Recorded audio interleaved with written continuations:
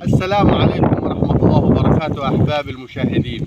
عايزين يحبطوني، عايزين يطلعوا فينا الإنسان الجبان، عايزين يطلعوا أن المصري دي هيخاف من حباية الهواء الطايرة.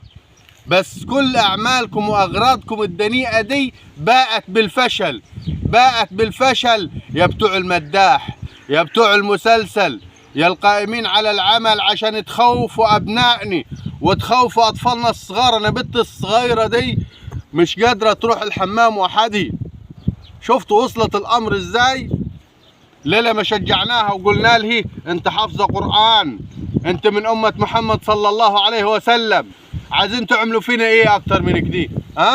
وحنجيب لكم الدليل عشان نوريكم ان كل دي كلام فاضي، كلام هاتش في نتش. بصوا دلوقتي جيت في اخطر مكان، وطالب اخطر مكان هيقولوا عليه ان المكان ده فيه عفاريت وهتظهر فيه حاجات بالليل. انا جيت المكان ده بنفسي، هنقعد فيه جوه وهتشوفوا هنوريكم وين العفاريت عشان تعرفوا مش انتوا طلعتوا بالمسلسل وصورتوا وجبتوا ناس ممثلين تمثل اللي لابس لي لانسز واللي يقول لك انا مش عارف وعامل لي ضفيره في الدقن بتاعه. لا تعال، هذا مكان بالفعل بيقولوا فيه عفاريت وحاجات بتحصل بالليل، ده خطر مكان. احنا هنجي المكان دي ونشوف وين العفاريت. تعالوا.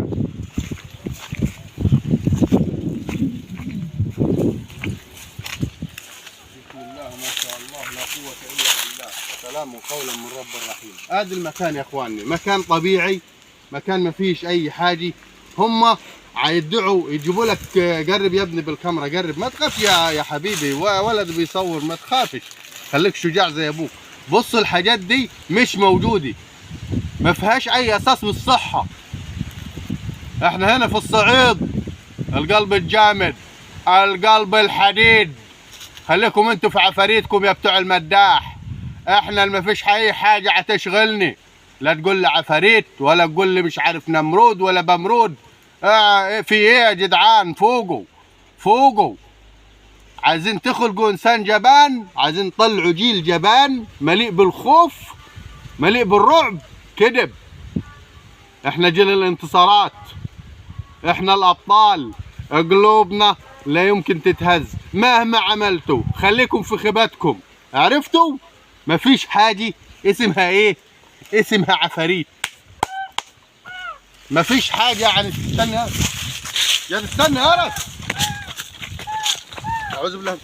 استنى يا اخطبوط، استنى لا